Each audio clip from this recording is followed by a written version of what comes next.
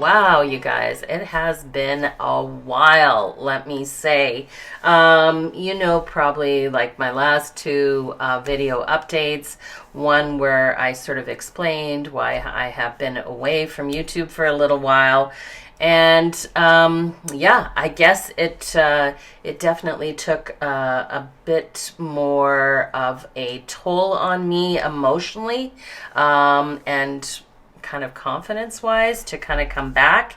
But I was, just hanging out, just doing my thing, mainly working and kind of resting in between and just trying to see like where I wanted to go with my YouTube channel and, all of that. So, I started, I think, overthinking the process a little bit, and the truth of the matter is it's not going to change my love of makeup and connecting with you guys. And I don't know, I just feel like there's definitely a shift been going on in social media. I think sometimes it's just forming a community of like-minded people, i.e. mature women that enjoy makeup, and making a connection with those women. I just bring my passion of makeup, the fact that I've been on the platform since 2016.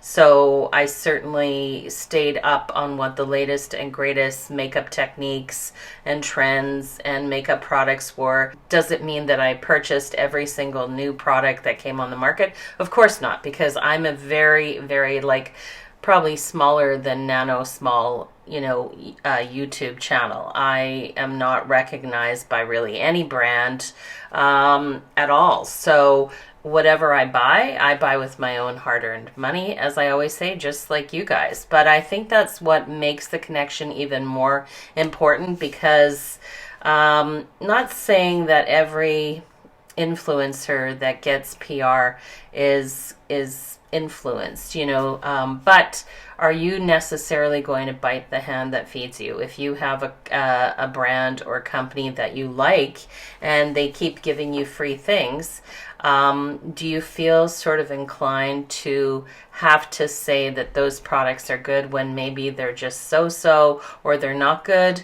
I think there's pressure there, especially if you have a long-term relationship with that brand, because you don't want to be insulting to their products, and you probably started off with really good intentions, like you really like that brand. And it doesn't mean also that everything that brands put out is something that's amazing or great or needs to be recommended. And then, of course, you get into brand trips for the really big influencers. Specifically, we're talking those in the millions. And then you think to yourself, if somebody is purchasing you a +1 on first class ticket, and they're putting you up in 5 and 6 star hotels, and they are giving you all kinds of swag and free goodies and dinners and events, you're going to give them a resounding positive review. Are you not? You're not going to bite the hand that feeds you there, that's for sure, because that's not how you're going to get brand deals in the future. So, you kind of have to take it all with a grain of salt. It's so fun to always see the latest and greatest makeup products, but tongue in cheek, you have to just kind of know going in, or at least be savvy. And I think people are starting to get a little bit more savvy that they might not always be giving the most impartial review, if you will. And I think that's where the small YouTubers make the connection with their families. So I had watched kind of a cool little video, and I totally can't even remember the creator at all who did it, but they just did a very fresh makeup look, and I've really been on that sort of fresh, effortless, reasonably effortless makeup look for the summer, for sure. And that always serves me well for work. I work in a hospital, so gown, mask, gloves, the whole 9 yards. Plus, you don't want to be doing layers and layers of high glam makeup when you're out there slugging it out in the field and sweating under all of that PPE. So there's not really anything particularly new except for one product at the end. So stick to the end for that because it's a bit of a review. I think we'll do a review on it because I tried to do one with my iPhone when I worked last, and then I don't know what happened to the last footage. I think I was doing it, and then I was going to upload it to Instagram, and somehow I deleted that footage. Start off with this. This is Skin Laboratories. I received this, I think, in one of my old, BoxyCharm subscriptions. Anyways, it's just a very nice makeup primer, and I just basically have washed my face. I have put on moisturizer and sunscreen, and even washed and blow dried my hair because I only do that every third day. So it feels like everything is nice and clean and feeling good. So today, like I said, is my sort of fresh kind of, we're coming to the end of summer, if you can believe it. It's so sad. And it's my fresh kind of like everyday summer makeup look. So it's going to be rather minimalistic. If you need something in regards to foundation or more coverage, then please feel free to do so. The best way to kind of keep full coverage foundation, in my opinion, looking light and airy is usually by applying it with an actual sponge. So today I'm going to be using my Merit all-in-one sort of like foundation stick. Okay, so just continuing with the blend of that Merit stick. I love it. I have like hyperpigmentation here. It's not very dark, but you can see that it really just sort of like covers up that area quite nicely. I just ran to the drugstore and I got this one, which is the Maybelline Fit Me Concealer. I figure just as far as drugstore concealers, it's probably one of the best on the market. And I think I got 02. I'm usually a cool or a neutral undertone. So anyways, so I got that. So I'm just going to put that kind of just in the bluish areas of the eye, and then of course we'll just sweep up a little bit like here, and then around the nose and here on the Maritinette lines, and just a little bit on the chin because it is quite youthful to have a little bit of a bright chin. But I purchased Nikki LaRose and the BK brush collab, and this one in particular, the N16, which is the concealer brush, probably one of my favorites, just because it's just kind of the way it shapes and lays flat. I like to give the ones by my eye when I put them in just a little bit of a chance to do a bit of a dry down, but use this in a tapping motion, and I find it just blends the concealer so nicely. Just tapping and distributing the color, and then the same for these lines here that I just do in the Maritinette. I mean, again, you do you, but I just find that it just adds a little bit of brightness here in the areas where I just generally have, I guess, like creases. I mean, they're not really wrinkles, but just the normal motion or movement of my face. So I like to do that, and then I kind of work my way up. I'm going to do this one around the base of the nose just because I do have like veining that shows by the nostril. And then I go to the side, and again, just a little tap up there. And I like to just kind of generally consciously try to sweep it, so it's up a little like that, and just on the outside of the lid. And then I'll do the same on this side. So yeah, like I said, I have been kind of just, working a ton, and been, just like kind of for my, R&R, I do a lot of like looking on TikTok and Instagram. And, if you're on YouTube, I don't know if you're a fan of TikTok or Instagram. I'm definitely a fan of Instagram. I'm not, even though I do go on TikTok, I do have a very small account. It's, I wouldn't refer anybody to my account on TikTok. only because it's just me goofing around, like literally lip singing, which is what TikTok originally, it used to be called Musical.ly. That's when I had my first account before TikTok bought it out, or whoever owned it originally. Anyways, and it was a platform that, again, was always just for the young people, but to do dances and lip syncing and to music they enjoyed and memes. And while it still does a fair amount of that, it's just so much more, especially in the makeup community. It's just a lot in the makeup community. And, it has really set the career for so many makeup influencers now that are, between, I would say, 20 and 27 years of age. And it's created a lot of livable income for a lot of those influencers. In particular, of course, we'll talk about the queen herself, which is Michaela, and I'm sure you have seen her or you know about her, and she can be a rather polarizing personality. I'm just going to do my brows now. I just use this spoolie that I received, and this spoolie is the Anastasia of Beverly Hills. I just love it because you can do the flat part, you can do brow lamination. It's really cool. But I am going to be using this NYX. It is the Lift and Snatch. So I like to use it because you can see it has this very finite little tip on it. And even though it's not the perfect color, this taupe tends to be a bit warm. Once I brush it in place, it really does help to kind of just fill in, some of the sparsity of my brows and just gives it a little bit more uniformity. I attest to the sort of boyfriend brow. That's what I call it anyways. So that's what we're doing here. So I'm just kind of flicking it through. You'll see, not giving it too much shape, a little bit of shape there. And then what I do is, once it's there, you can see it's a little bit more warmer than my natural brows. Then I just kind of, before it completely dries, I just use my spoolie to just kind of brush it up.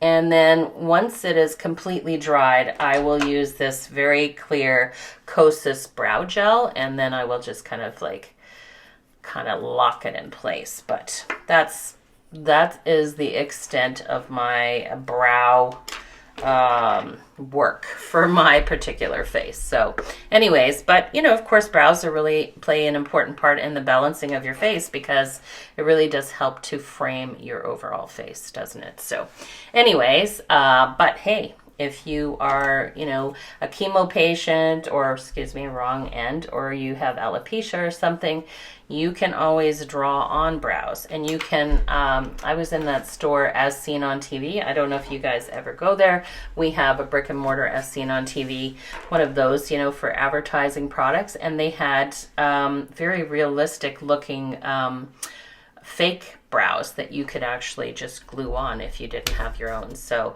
never fear if you, for whatever reason, through not your own control, you don't have any brows, or you have very little brows. Nowadays, you can remedy that, as we know. So anyways, okay, so I have my Merit Stick foundation on, and I have the concealer on, and you may or may not have noticed in the past, I do not powder. I just don't powder. I have used pretty much every powder from loose to pressed powders on my face in order to set the concealer.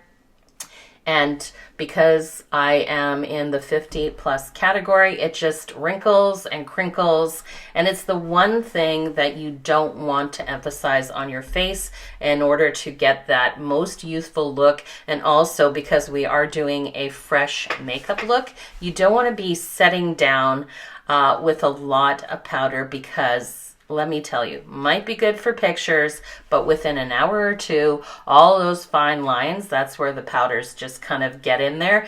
They get down into the grooves and they get comfy, and then there is just no going back. So I just say, with powder, less is more, if you know what I mean. Okay, so now we've done that. I've got actually two sort of bronzer sticks. I have the Merit Bronzer Balm, and that is in the color Sin. And then I have this Rare Beauty one, which is in the color Bright Side. And I like to use the Rare Beauty bronzer stick to do a little bit more contouring, and then I use the Merit bronzer for an actual real bronze, like a cream bronzer. So because again this is a fresh makeup look, we don't want to muddy it or have it be too dirty, if you will, but I'm going to be just using it because I do have a very straight bridge on my nose, but I do like to do a nose contour because I'm so fair. Certain features of my face don't really stand out unless I contour a little. So just bear with me. You might have a lovely California or, even East Coast tan, but as you can see, I do not. So I am just going to use this. So this, like I said, is Bright Side, and I just use a very little amount just to kind of do a little contouring, and just down here by the actual cheekbones and then around the chin. Oh, just because I do like to have contouring by the neck, and when you get older, you will definitely know why. I'm just going to do a little blending. We don't want to have any harsh lines.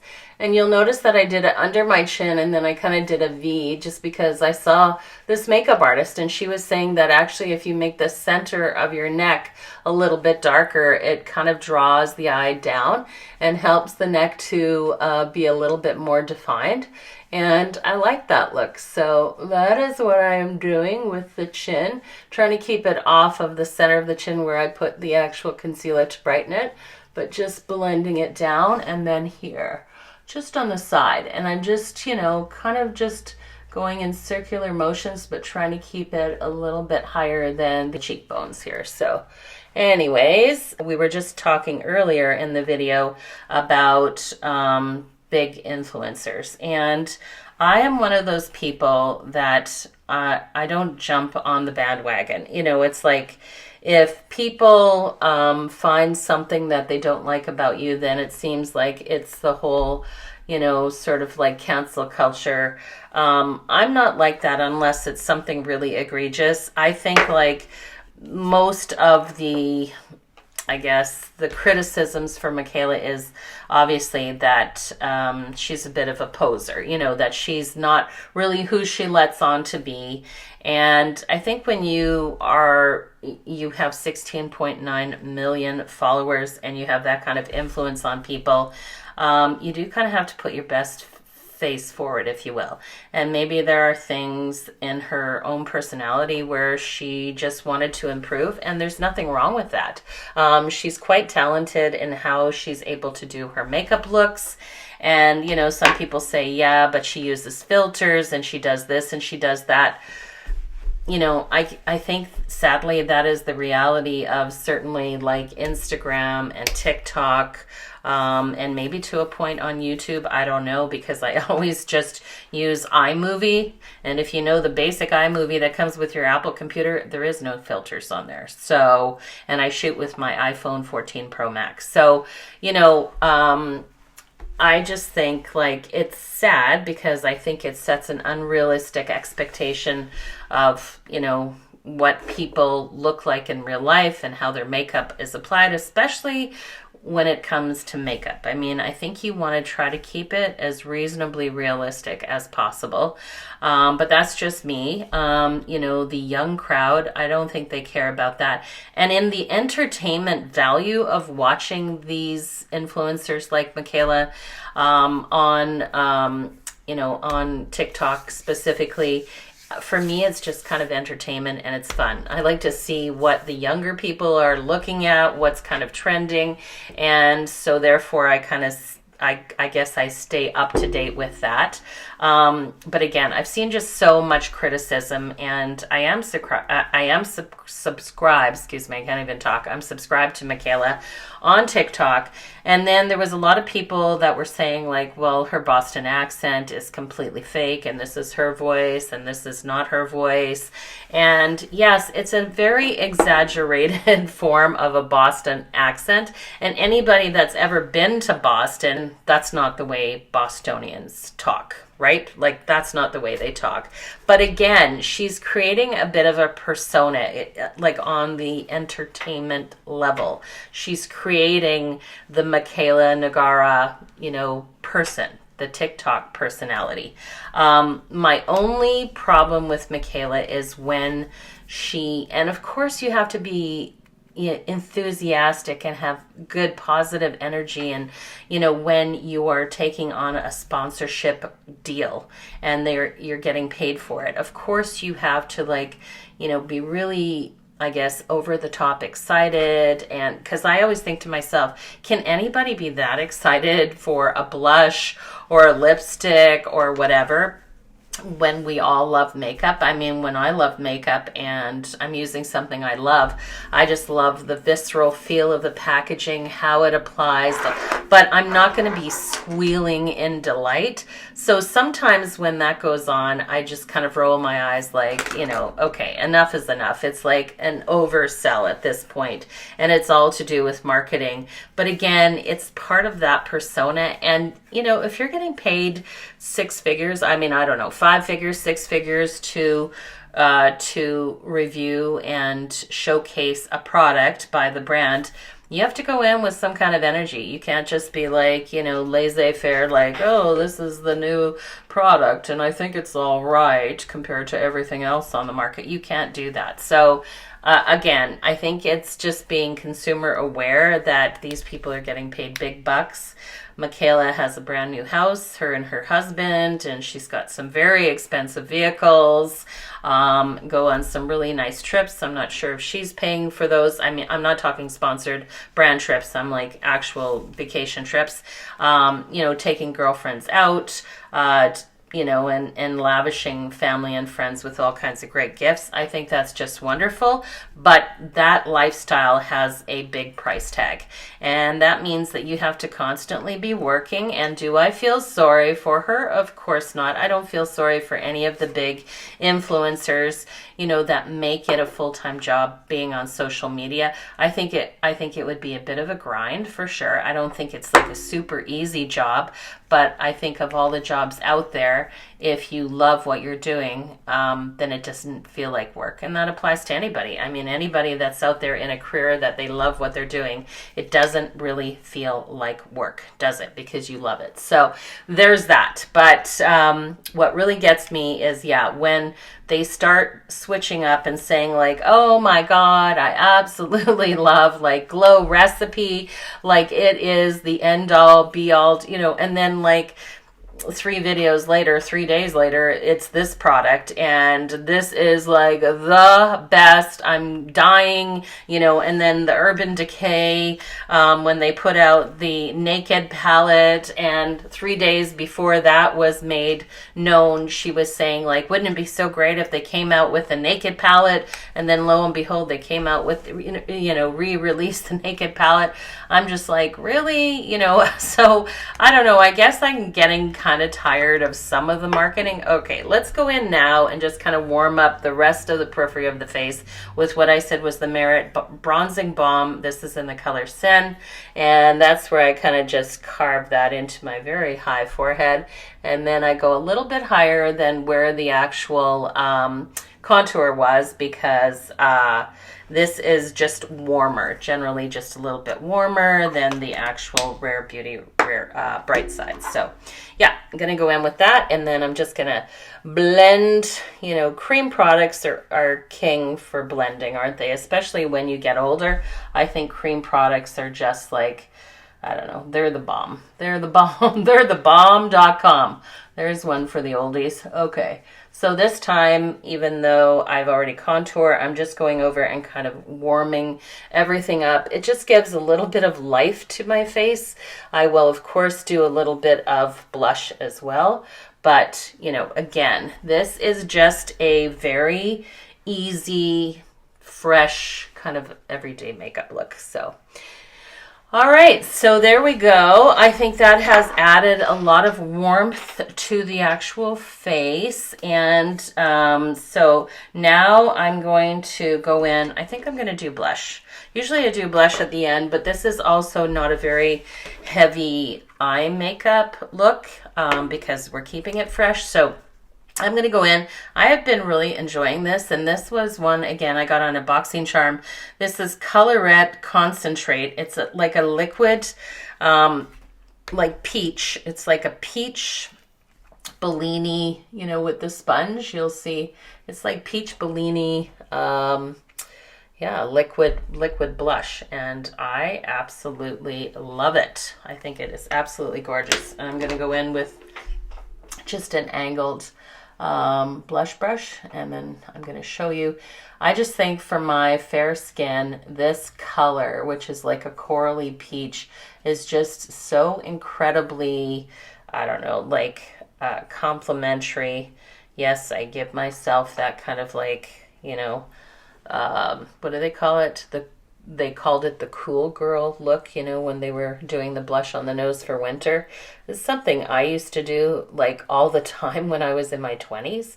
And I didn't really think I was creating any kind of new new makeup trend at the time, of course, but we also didn't have like YouTube back then. And anyways, yeah. So I just think it's pretty because a little bit on the nose kind of gives you that sort of like you just got kissed with a little bit of sunshine. You sat outside and you didn't get a sunburn, but you just got that sort of like fresh kind of like look. Okay, so the cool thing that I learned on the video that I was watching of how to do it is what she did with her nude eyeliner. So I have used nude eyeliner for quite a while. Again, if you've watched my videos, I love to use the Marcel Kohl nude eyeliner that I get here in Canada. But there's a number of different nude ones. You want nude and not, and when I say nude, okay, there it literally is there on the back of my hand.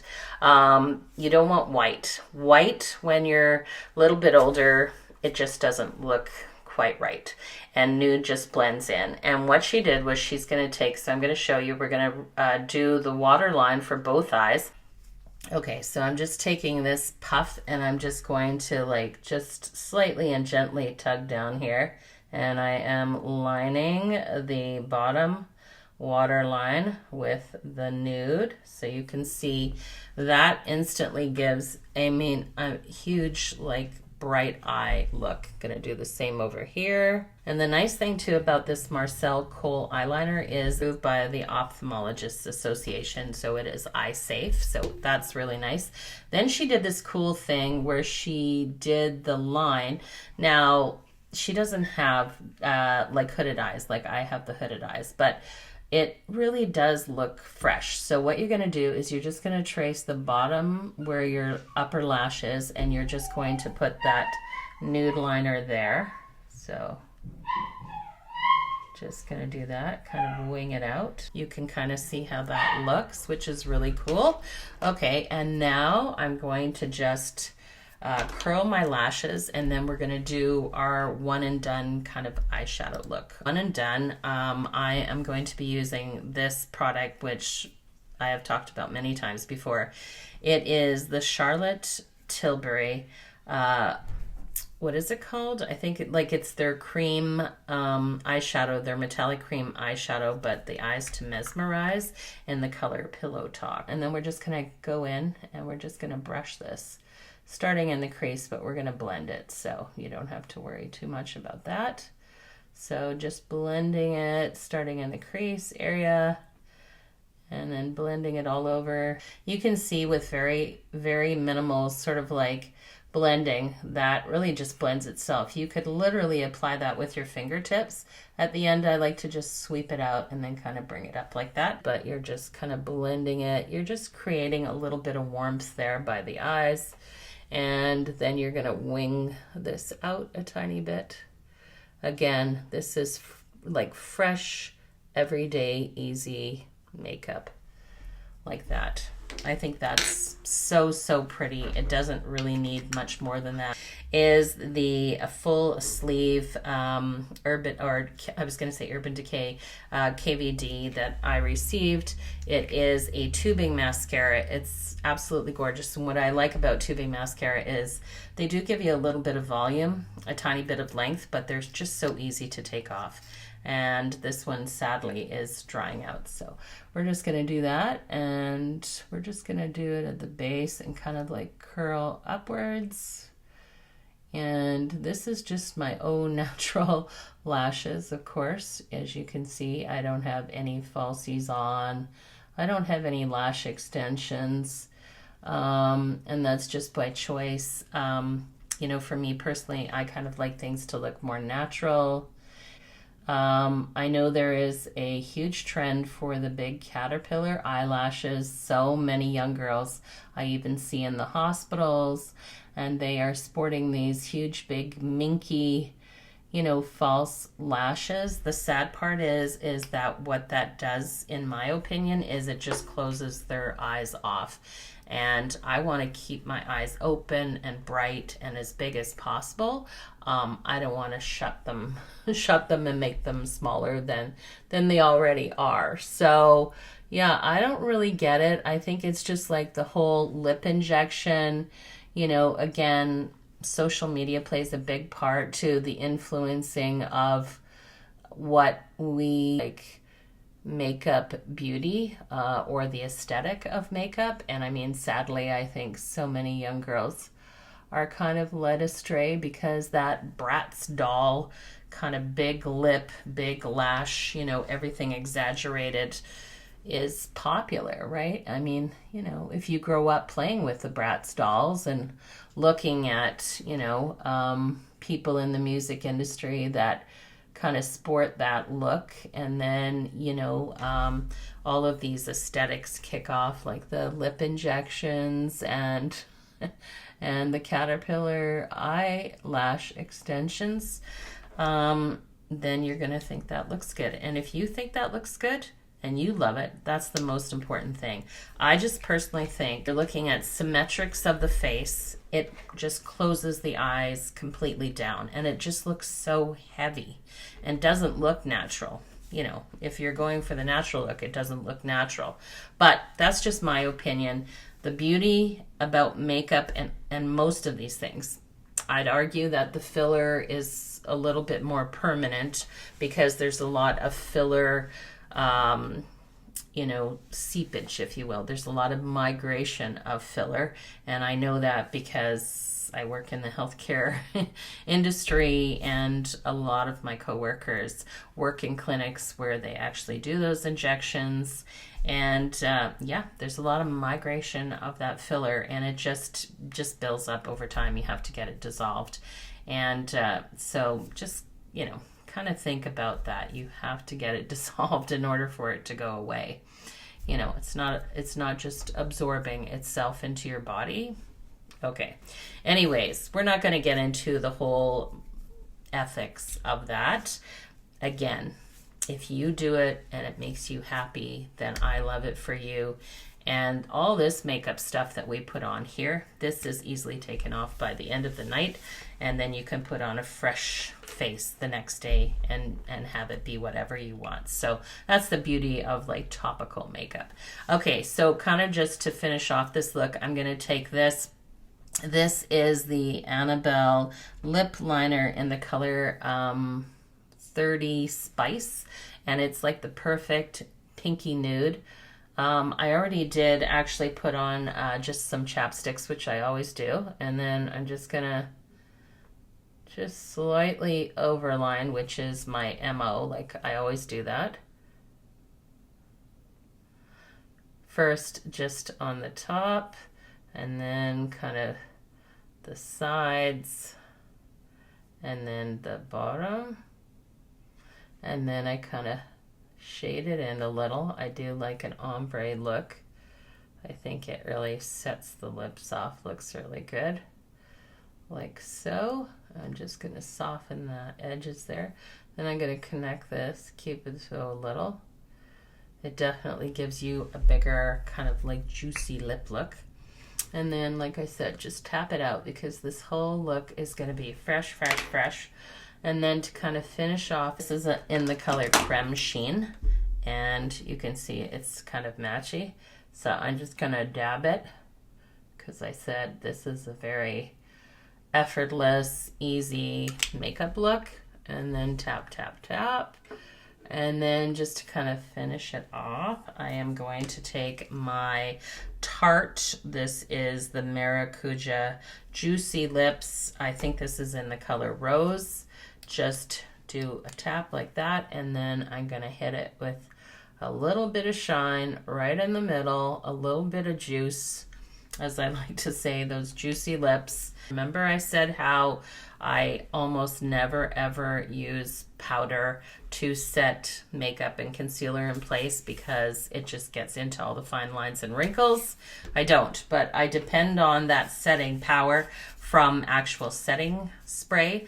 So this is the product that's brand new in this whole video. It is the One Size by Patrick Starr On Till Dawn Mattifying Waterproof Makeup Spray.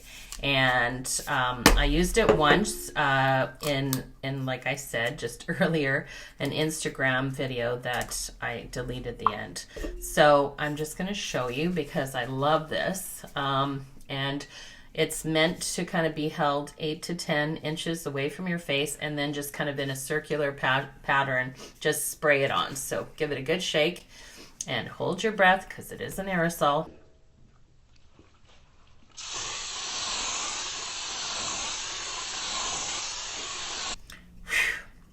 But you know what? It does have an interesting kind of like, what's the word? Smell to it. It smells like light floral, but like in quite a nice way. And I'm not a big fragrance person, so there's that. Anyways, I did use it last week at work, and I was really quite impressed. The staying power of my makeup anyways. And then with this on it, it just, like, it didn't need any tweaking. Anyways, let's just wrap up this whole video. I feel like I know you guys all so well. At the very least, you give me great support just by showing me, like in the 2 months that I was off again, that, you know, you still stuck around. And, you know, and hopefully you'll see this video and you'll get some idea that it's taken a while, and it's still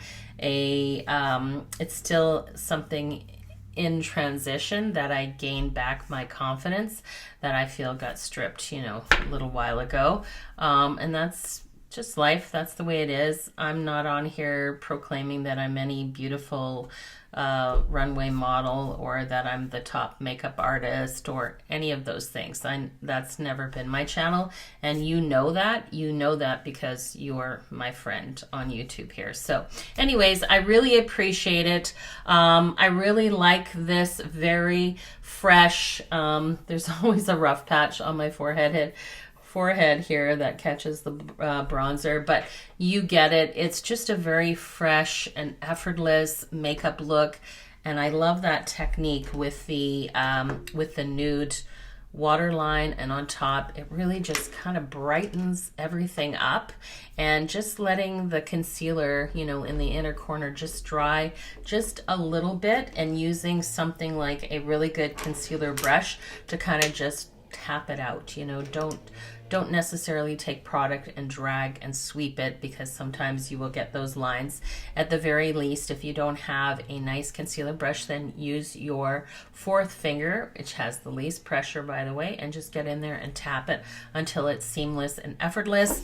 And I will do a little follow-up at the end of the day and attach it to this video for the makeup setting spray by Patrick Starr, the On Till Dawn mattifying waterproof setting spray. So anyway, okay, no judging here. I am back in my comfies today, and I said that I would trial the one size Patrick Starr mattifying waterproof setting spray in On Till Dawn. I put my makeup on. This is my makeup still. You can see, other than the lips fading, which is always the way if you drink or eat, it tends to go away, but I'm really, really pleased. And I just remembered I got in my comfies when I came home, but I actually have a dinner date with my husband. We're going to a new Mexican place that I have been waiting, like 2 weeks to go to because we've been busy. So anyways, I guess I'll have to get ready for that. I hope you guys really like this video. I wish this was more interactive in the sense that we could just kind of talk. And then, yeah, it would be great to have you drop a line. If you're new to my channel here, you know, like I said, I don't know going forward what the shooting or the upload regimen will be.